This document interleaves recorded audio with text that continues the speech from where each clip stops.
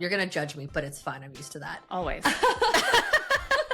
Welcome to 5-3 Podcast. I'm Doria, joined by my former coworker turned co-host, Brittany. Hi. Hey, Brittany. Episode 5. I feel like I'm going to feel the need to count it down until we get into much higher numbers. So people have to bear with that. But yeah, we made it. Can't wait until we made it to episode 136. Triple digits will be amazing. I don't know. We'll have to do 1 year will be amazing. I feel like 52nd episode it'll be a big deal. We'll have to do something special. We will. We'll have to start planning that now. We'll manifest it. We'll make it happen. It'd be fun. We will. Okay. I have to start this off with kind of a spicy topic. Not that most of our topics aren't, but wow, we're just jumping into it, Doria. Yeah, we no, are. hi, how are you? How's your day going? Wow, thanks for asking. we can't. How are you doing? I avoided a car accident this morning. I feel great though. Okay. Well, let's talk about that first then. That's a spicy topic. Is it? I mean, kind of. Like it's not a calm, peaceful thing. Okay, but Mm-hmm. all right. Step back. You know I'm very into ghosts and spiritual things and all that exists of not of this world, right? I'm 98% convinced that I avoided the car accident because one of my friends who passed away a couple months ago was very much looking out for me. Good way to start the day, though. I was running 4 minutes late. Obviously, I can track 4 minutes. I'm very specific about when I leave my house in the morning. I like the specificity there. Oh, yeah. It's one of those things where if you leave 5 minutes late, you're going to be 20 minutes later because of traffic. Mm-hmm. But I leave my house very early in the morning as part of my morning routine, so to speak. And those 4 minutes, I was tracking traffic I do every day just to make sure that 4 minutes wouldn't completely throw me off and there'd be no point in leaving. And it was fine until it was time to go and traffic kind of shut up. I was like, what on earth is happening? Right. I leave. First song I hear once I get into the car is a very specific song that will forever remind me of my friend who passed away. And I was like, oh, well, good morning to you too. Sorry. Thanks for calming me down since I'm running late. I appreciate that. I get on the highway and that's where all of the traffic is all of a sudden. I'm like, what am I missing? Great. So at this point, I'm kind of agitated because there's never traffic early in the morning and start driving, kind of moving along with traffic. And probably half a mile from where I get onto the highway, there was a 4-car accident, hot mess. And it had probably happened in the last few minutes because people were still settling in, trying to figure out what was going on. And had I left on time, there's a very real likelihood I would have been in said accident. So I am very thankful that my friend decided to make me late, say hello, but kind of help me out. So it's a good way to start the day. Well, I'm glad you're safe. That is not fun. I'm sorry. I got stuck on we don't normally have traffic in the morning. Okay, so explain. I don't live in that world. How does that feel like? We have the worst traffic literally in the country here. Don't get me wrong. We have traffic 100%, especially in the mornings. But I leave at a very early hour for my morning workout. And when I'm gone, there is nobody awake at that time. So it's very unusual for there to be any red, let alone yellow on a map when it comes to traffic. And so to see that, I was like, what is even happening? So it seems like the 12 cars that were typically on the road had 30% of them in said accident. Yeah. And the rest of us were like, what's going on? Yeah. Interesting. Well, I'm glad you're okay. Again, I'm still a little hung up on the no traffic. Traffic here pretty much starts sometime between you can get as early as 4:30, but definitely by 5:30. When I say we have the worst traffic in the US, I'm actually not kidding. That is not an exaggeration. We do. It's bad. And it goes until pretty late. You can still hit traffic by 9:30, 10. And then it starts up again somewhere between 2:30. And it goes on until 7:38. It's so bad. So glad you're okay though. I am too. And I'm glad I don't live where you do. I would never leave my house. Not that I do anyway, but we're wonderful in other ways. The traffic tax is just a small price to pay. You know how I feel about tax. Oh yeah. We'll have to get into that another episode for sure. Well, again, glad you're okay. I feel like the moral of the story is it's okay to be in the moment sometimes and to take a minute and pause and then go about your business. And sometimes that'll actually be the best thing for you. Exactly. Love that. There you go. Yeah. All right. Spicy topic. Let's do because it. I need to talk about this. I have so many thoughts. Casey Anthony on TikTok. Casey Anthony, not just Casey Anthony on TikTok, Casey Anthony as, what is she calling herself? Like a legal advocate on TikTok. So, of course, being the old person I am, I saw this first on Instagram. Someone was talking about how they had seen it on TikTok, which is how I find out about most TikTok things. And of course, everyone, I feel like everyone our age especially, will have a lot of thoughts, or older, because we were a decent age when that whole trial went down. And it's not just her being on TikTok, it's what she is purporting to be while being on TikTok. So, curious, had you heard about this? Have you seen any of the content? Have you listened to anybody talk about this? Because I did a little bit of a deep dive. Not on her. I didn't look at her. I won't give her those views, but on what's going on. I am aware. I have seen a lot of the reaction videos. When I first saw that she was attempting to do this, I should say, it's always about her. Like, her life is very much all about her, and I just feel like, I'm going to be proper here. I don't enjoy it. I think it is very self-centered. I think it's dumb, and I don't love this, right? What kills me is I looked at her TikTok profile, and she's got something like 26,000 followers, which I don't know who would want to follow her. Like, I don't get me wrong. People love a hot mess. People are curious. I'm sure there's some journalists trying to figure out what she's doing. Sure. But one of the things I've seen on Instagram are people saying, don't follow her. Don't give her a voice. Don't give her a platform. She is deserving of none of this, which I fully agree with. But what kills me, and I think speaks to who she is, she has her Cash App link in her bio. What's so crazy to me, so one of the things I saw when I was doing my little deep dive on this was that Rolling Stone actually put an article out there. And at the time of the article publishing, which I think might have been earlier today, she had 4.1 million views on her first post alone. I can't handle it. Like, to me, I think I've said this, maybe I said this in a past episode. I feel like we're so good at taking people and turning them into faux celebrities for all the wrong reasons. I can think of so many, right? But she has got to be one of the most heinous of them all, especially the way that she's doing it. And again, I don't know what her big plans are. I don't know who's advising her. Maybe she's advising herself.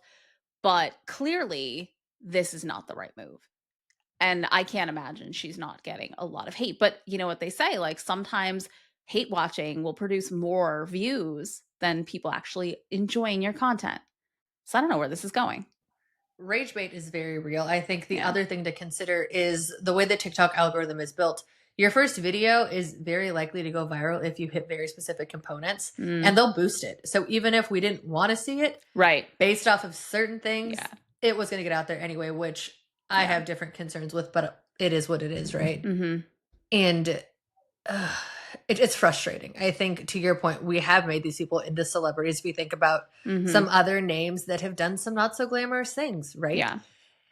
It drives me crazy. I don't think it's fair. I think the people that they've harmed get lost in all of this because people are so focused on who are they, what are they doing, not what did they do. The victim.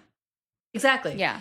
When you think about it, there was a period in time when people who were committing crimes that were newsworthy weren't even being named for a very short period of time on the news because they refused to give them a name, because if people want to be famous, they want their ego boost, they want to be known. And I feel like that was the right move, but it died out very quickly because people are curious, right?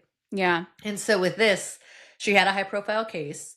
So many podcasts have covered her stories. I feel like she felt it was time to strike while the iron's hot. People are curious to know about her, what she's doing. I'm pretty sure there was that TV show. There's a documentary about her, because even I Googled her last year at some point to figure out what was going on with her. Netflix, right? And or Hulu, or someone did something. It was one of those. Yeah. And sure enough, she's back. But I refuse to follow her. I refuse to care about anything she says or does. She is garbage, ultimately. And I can't take her seriously. And I think what she's doing is a joke, and it's very self-serving. Agreed. Absolutely. I don't know, again, where this is all headed. I can't imagine that she's going to be off of TikTok anytime soon. I think that, you know what I mean? It's good for TikTok at the end of the day. It's content. It will induce quite a few views. People will reshare, people will remix. I mean, there's no end to the amount of mileage people will get out of this content. But from an ethical and a moral standpoint, it's so wrong, which we both know does not essentially govern like choices made in tech in its entirety, right? Like, should we have this thing on there? No. Can we legally have this thing on there? Yes. Is it maybe good for business? But I've seen so many people outraged by her presence on the app. The question I have is, will those people refrain from engaging with her content? Because that's how you shut that down. Like you mentioned, like, don't engage with it. Don't watch it. Don't follow her. Don't repost it.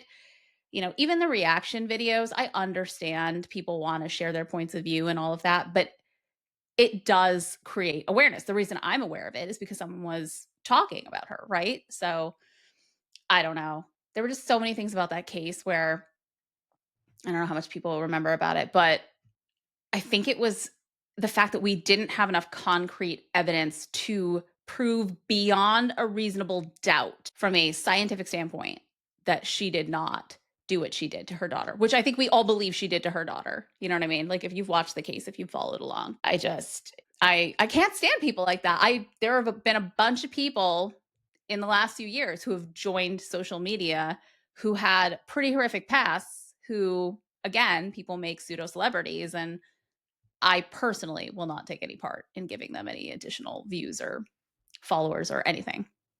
No, and I think going back to your point, what is moral? What is ethical? And I think we're in a unique time. We're in a very different place than we were a few years ago. That's right? true. Where morals and ethics with a lot of these big platforms were very much a key driver for them. They were very mindful of that. But ultimately, you know, she hasn't committed any violations. And if you think about it, people who have done bad things, what is their right to use the internet ultimately? And how do you kind of consider that? So she's within her rights to be on the platform. There's nothing saying she shouldn't be. I'm curious to see what content she posts. As long as that's within the terms of service, she'll be fine, which is frustrating. But I think the big risk here, to your point, isn't people not interacting with her. I think she's going to have people that are leaving hateful comments, which is still engagement. Oh, for sure. Bad engagement is still engagement, right? Absolutely. Like the old saying, there's no such thing as bad press. There's no such thing as bad engagement these 100%. Days, which is absurd. And rage content does so well. There was some girl whose entire thing is rage bait, and it's so frustrating because no one caught on to it for a while. She drives me absolutely insane. I can't stand her. But it's not even stuff that I want to look at. It's stuff that if people are interacting with it, the algorithm is going to feed it to people. People are going to watch it, decide they hate it, swipe away. There's no way for you to currently say, I am not interested in this. I do not want to see this person, unless you block them, which I hope people do. Like, that is one way to help prevent seeing anything related to this person that she posts.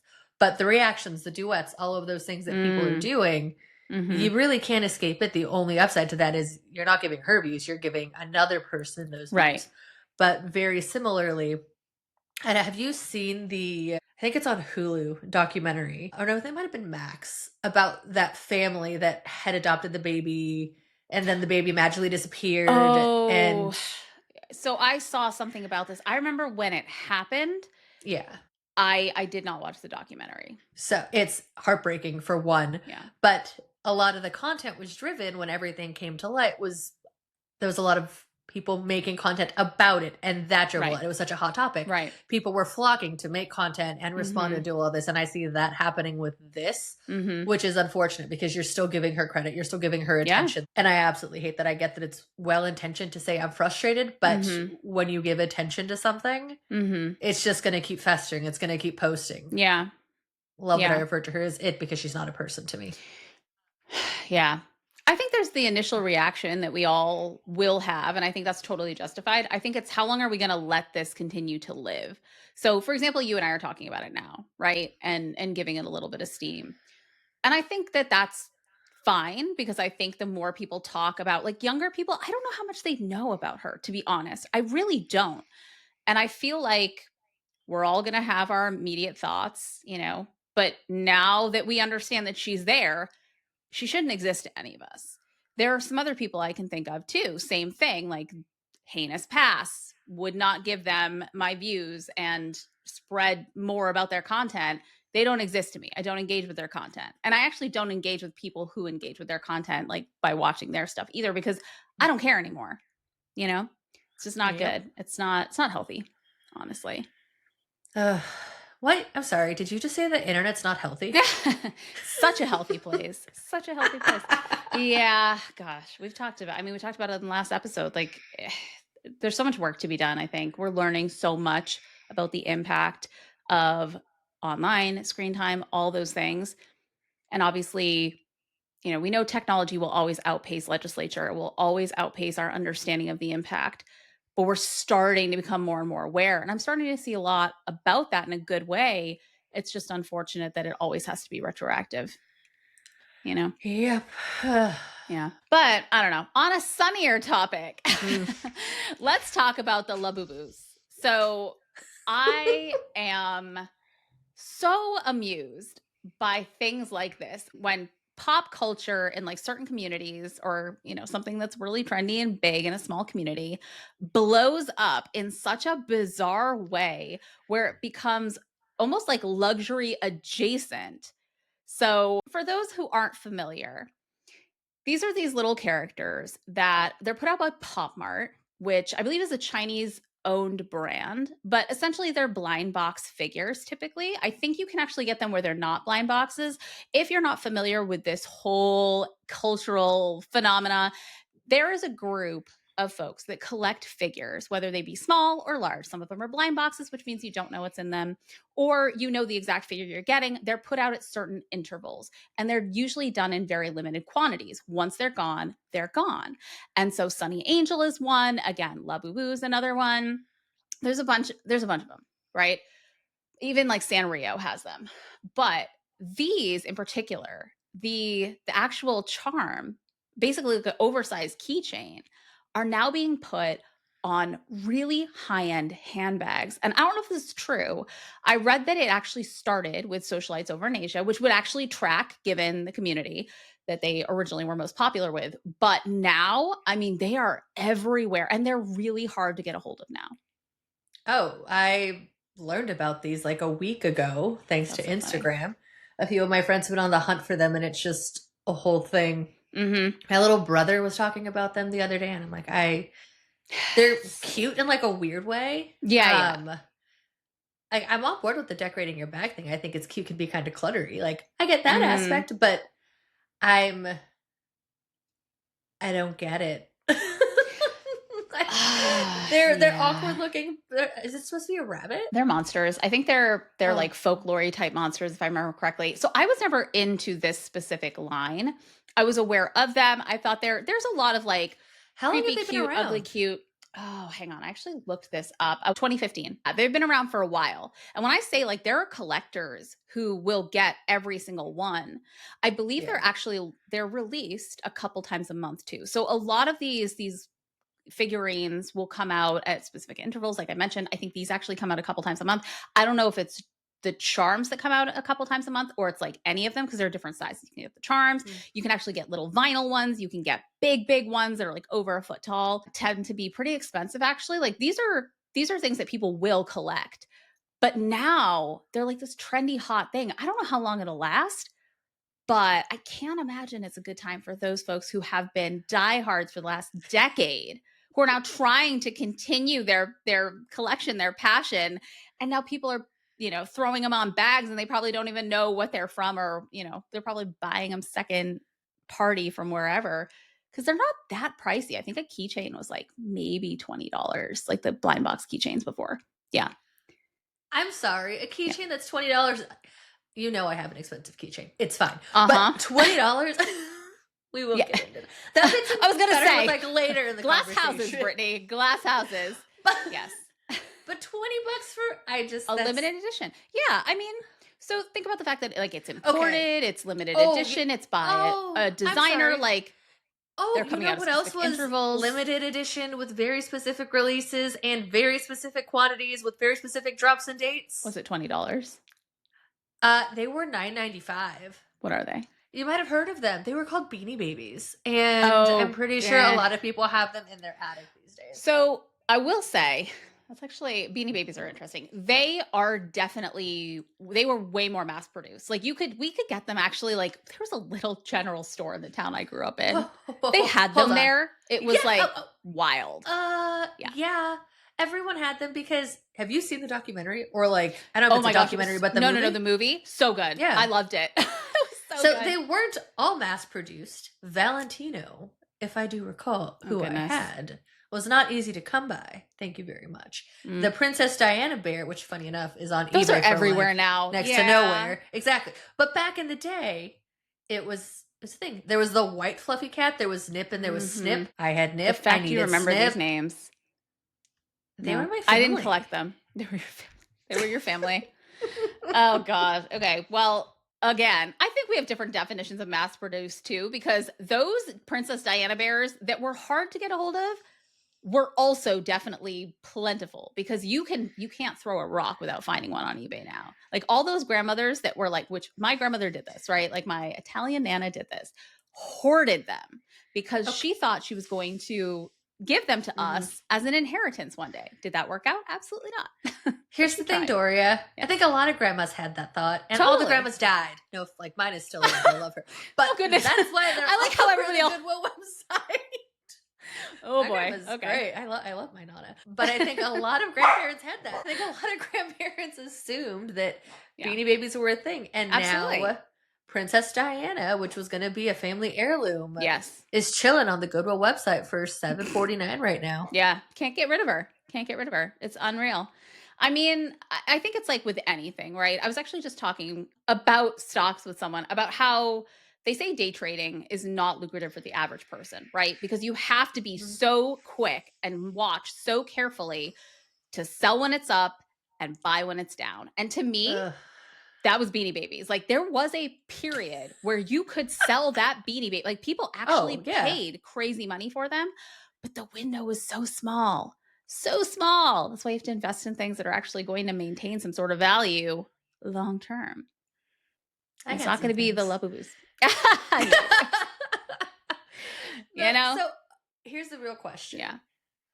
We know McDonald's loves to jump on a hype train. How long until we have the Labubu McDonald's toy crossover? They got the Beanie Babies. Any like hot thing they have managed to snag? I feel like there was a McDonald's heyday. In the same way there was a Starbucks cup heyday. I feel like it's past. I don't know if you have seen the toys that they are putting out in those Happy Meals now, or the Happy Meals themselves. They are not the same quality that they were in the 80s and the 90s, or even the early 2000s. A lot of them are cardboard or like thin plastic. They are, Did you not see the drop they did like 2 summers ago? They've been doing collabs. With like Squishmallow and stuff? Yeah, did you see them though? Not even that. Okay, they just like the Hello Kitty crossover was like people were getting shanked. Oh, see, over getting the Hello Kitty thing. That is not making its way up here. Like people are not lining up at McDonald's for those. And I feel like part of it is they've done it so many times. I will say, if you want really good McDonald's goods, here's the inside scoop. Go overseas. Food is better. The Happy Meals are better. The merch is better. In the US, I've said this time and time again, even though it's a US-based company, McDonald's overseas is superior. Period. Oh, 100%. Anytime I travel, I have to go to a McDonald's to figure out like what are the regional cuisines that they have. Also, the first time I went to London, they had a chicken legend, which was like, I don't know, a McChicken but on a ciabatta roll, and it was the best thing I'd ever eaten somehow. I came back, tried a McChicken, and was like, what is this garbage? Get it away. 100% better. Anywhere besides the US. Absolutely. Even Canada. Like, Canada's got poutine. They've got Cadbury in their ice cream. Good. It's so good. And you know what's funny, though? Depending on where you go, sometimes they switch it up. And like, for example, in Indonesia, you can get bulgogi in Indonesia, which is Korean. I don't know why it's there. It's delicious. It's not like authentic bulgogi, but it's great. But yeah, I much prefer global McDonald's over US McDonald's. Big time. 100%. I'm sure they will try to do some sort of collab. It's going to be, they're going to have to be microplastic versions of them, which don't have the same, you can get them. Like you can get the vinyl ones, same thing, blind boxes and whatnot. But I don't know. I'm calling it. Although that just reminded me, I saw a really funny it might have been a TikTok. I saw it as a reel, kind Mm. of like you kind of said.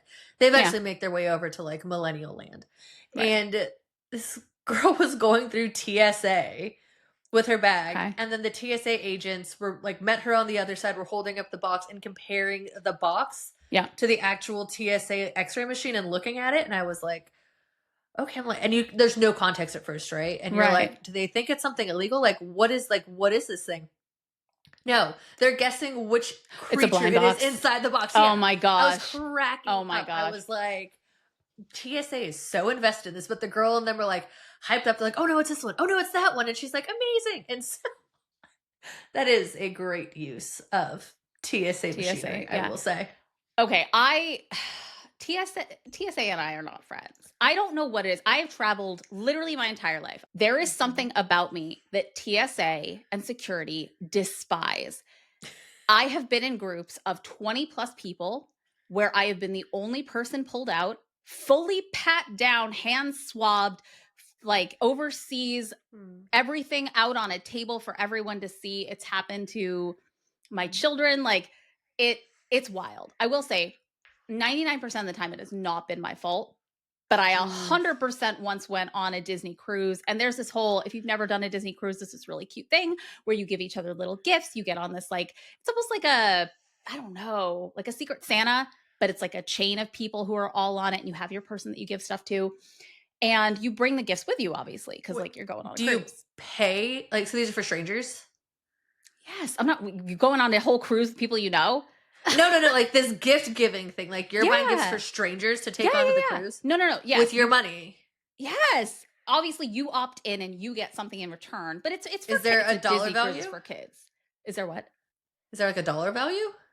No, I mean, okay, people take this very seriously. This is like if anyone listening has ever been on a Disney cruise, you know exactly what I'm talking about. This is a big deal and kids love it. You make a door flare, you have a special, not a stocking, but like a thing that people pop them in. It's so cute.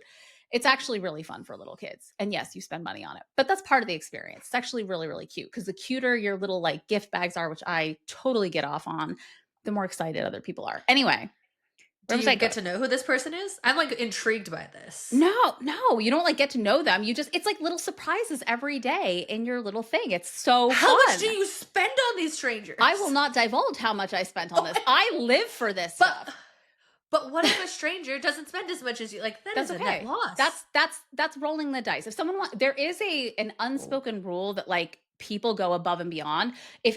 Do yourself a favor after this episode, go and Google Disney cruise gifts and you will see people who literally compile these little gift things for this Disney exchange. Anyway, what I was going to say was in my little bags, I made a bunch of little bags for everybody. And one of the things I got were these little finger lights because they're all kids. They're all like under 12 years old. Like rave finger lights? Yes, because they have on board like parties and dance parties and stuff like that, right? And they sell like all these lights and stuff like that. But one of the things that I read were really popular with kids was bringing those for them and that thing.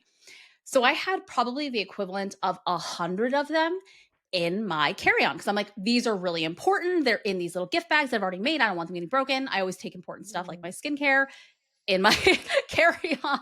True story. But I get pulled over like by TSA and they're like, ma'am, do you have 100 batteries in your carry-on? And I was like, 100? No. And I'm like, oh my, they had watch batteries in them. So I had put 100 watch batteries essentially in my carry-on and I'm in Logan. That's not suspicious. Yep, in Boston. And I'm like, listen, let me tell you something. Like I'm going on a Disney cruise. Did you tell them you bought them for strangers? 100%. So they actually understood what I was talking about. Thank goodness. But they obviously did go through everything and they checked my hands and obviously all of that stuff. But other than that, that is the only time that I've inflicted that on myself. Every other time, even when you and I did work trips, 100%,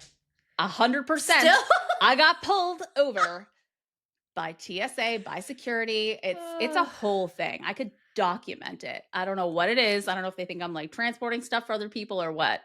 But I cannot for the life of me make it through one or the other without them pulling me over to the side every single time. Overseas, domestically, doesn't matter. So overseas, I was traveling a lot for work in a previous role, and I was Mhm. constantly traveling through London, Dublin, Singapore. Mhm. And I was constantly getting those 4 S's on my boarding pass where they need Mhm. additional screening. Me too. Not fun. The Nope. most recent time it happened, I was on a trip for New Year's in Tahiti Mhm. and got to the airport, saw my 4 S's, did Mhm. that whole thing, saw there Yep. were upgrades available for a very cheap price through the app. So I'm Mhm. in the airport waiting to board. I'm like, oh, I'm just going to pay to upgrade this from my app. Upgraded my seat, was excited, got to the front, scanned it. They're like, oh, we need to print out a boarding pass and you need additional screening. So they had to call security in this like tiny airport in Yep. Tahiti. Mhm. Security walks over, whisks me and my ex away to this like private screening room. And mind you, it is the exact same woman that has to go through my stuff. And she looks at me and she's like, I already did her stuff. They're like, no, it's not marked on her boarding pass. She has another one. She's like, this is a waste of my time. I already did it. They're like, but it might be a different person. She's like, Okay. obviously it's not. And she like waited for them Yeah. to leave and she just like initialed it and sent me on my way. That's But nice. she had to walk us back to the gate. So mind you, like first class like had already boarded, so it's just regular people in line now. And those people I like how you say regular people in line. Brittany. For all of you regular people not flying first class. just like standard whatever. Okay. Anyway, Non-first class. the non-first class passengers There we go. had queued up to board. What is this, the plane. Titanic? The regular people. I am a regular people. I just paid to Are you a upgrade. regular people? If everyone else standing in line is a regular people and you're not one of them? I'm normal. Oh It's my fine. gosh. But the best part was this security guard had to escort me and my boyfriend at the time to the very front of the line in front of everyone. Sure that went over well. We looked important. That was like, oh my gosh, I like how you got up. Wow, I would have been like, I am so sorry to everybody here. Everyone else, like, just. But the whole time, like, me and my ex were like, this is weird. And then it just clicked and people were like, who's that? We're like, just own it, run with it. So we like didn't make eye contact with people. We like pretended to look away because we had personal escorts to the front of the line to board the plane. It was hilarious. I will say though, there was one time. So I'm usually 99% fine with TSA. There was one time I was coming back from, I forgot where I was flying back from, but I was flying through Dallas. Okay. And it was on a Friday. I've flown with Alaska pretty much forever. So like I know my airline, I know what I'm doing. It was fine. Maybe it's fine. But that weekend there was a very big planned protest and Portland was expecting some unrest. Okay. What we'll call it. Sure. And so there was this big call out to where airlines were screening passengers that they think might be flying to Portland to cause trouble. It was all over the news. It was a big thing to try and deter people from coming to Portland, like extra scrutiny. And so it is my time to board the plane with my boarding group. Oh, goodness. The regular people or the non-regular people?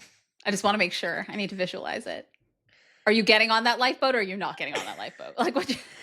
This flight in particular, because of my status, I would have made it onto a lifeboat. Ah, okay. Got it. So my boarding pass is scanned. I'm walking through. And mind you, I look very presentable. I think I had just come from a conference. So I'm like dressed like an adult. But you know me. I wear all black all of the time. With my bougie bag, like giant headphones on, like walking down. Guy steps in front of me. Apparently, as you're walking down to board the plane, they were screening extra people there if they decided you were sketchy. Oh, no. Jumped in front of me and says, ma'am, I need to check your belongings. I was like, oh, excuse me?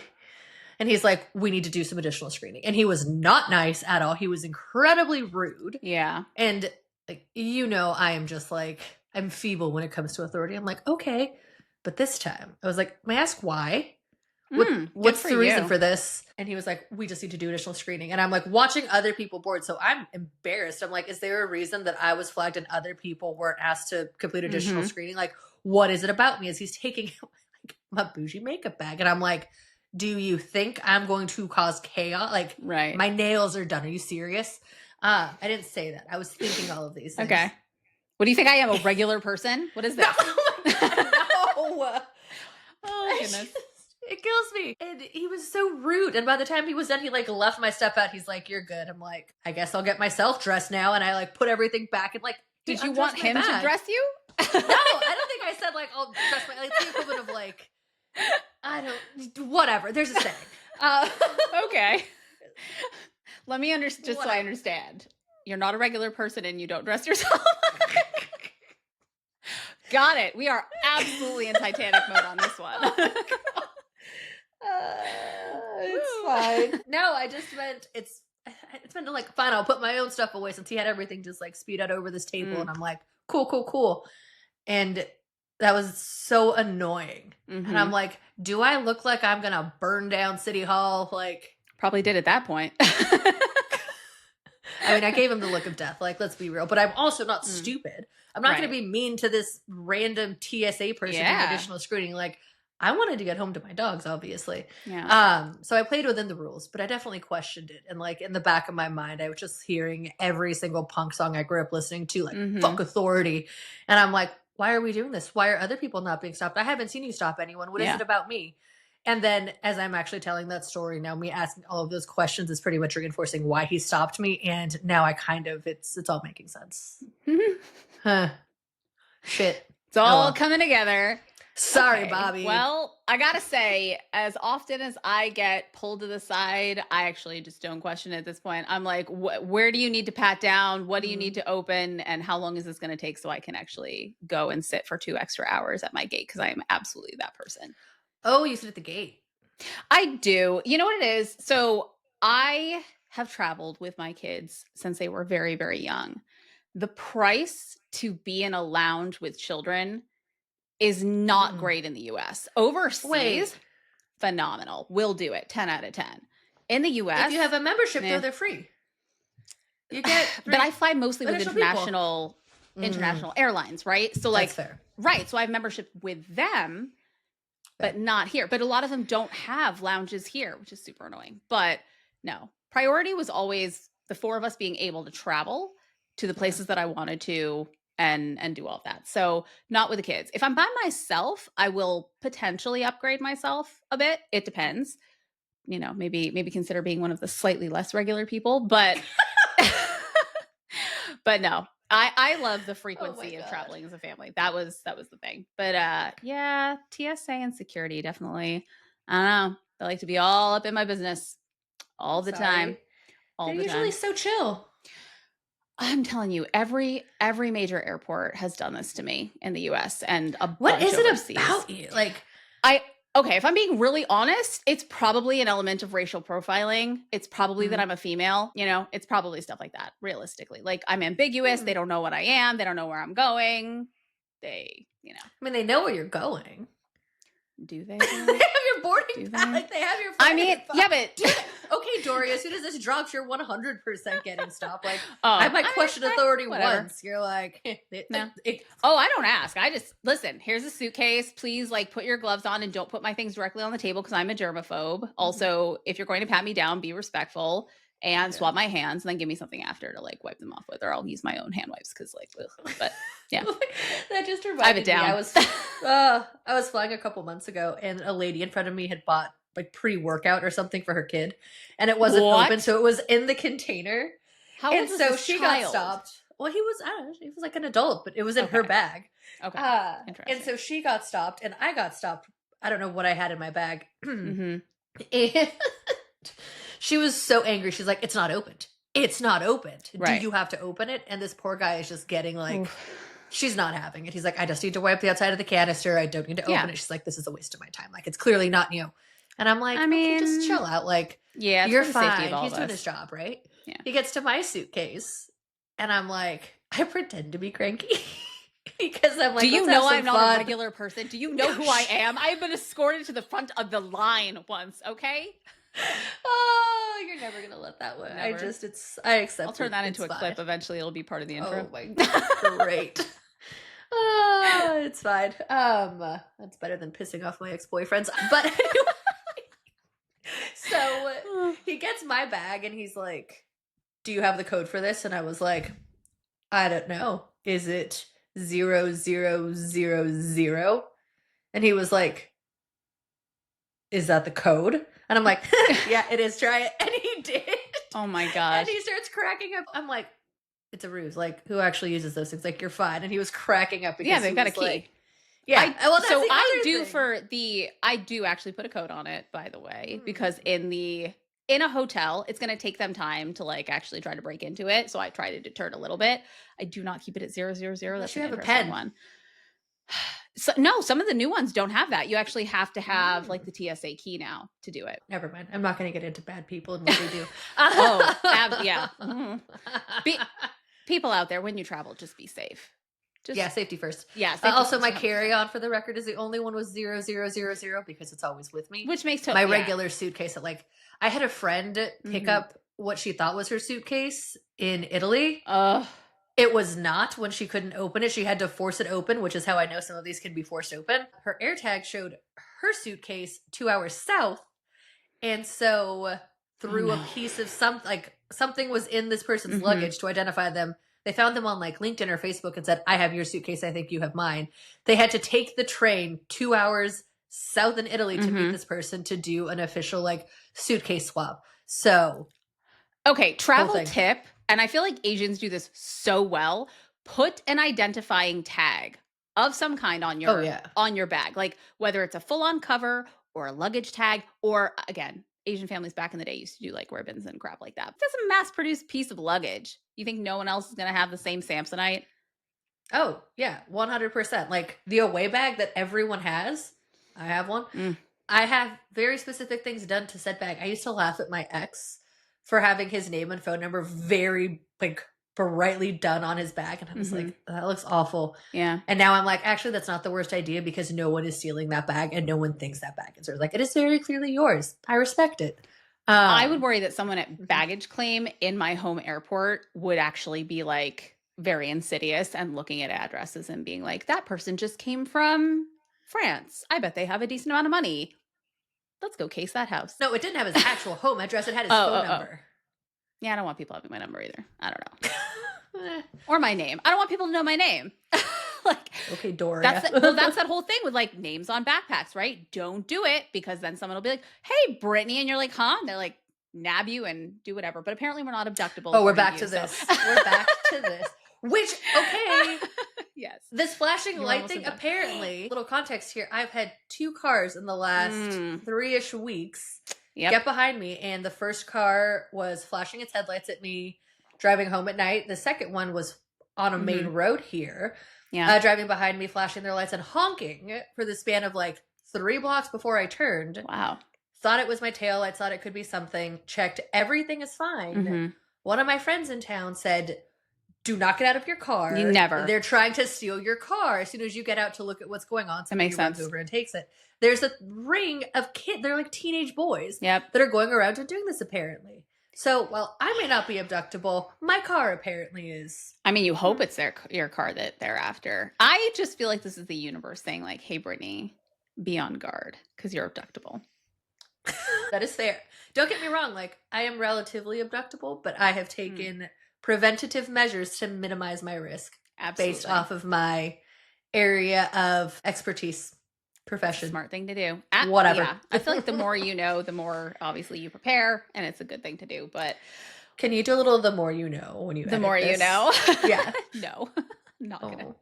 Maybe. I don't know. Probably not. But I don't know. Either way, I do feel like there is something that leads people internationally to want to pat me down and go through my stuff. And again, even my kids have had it happen to them.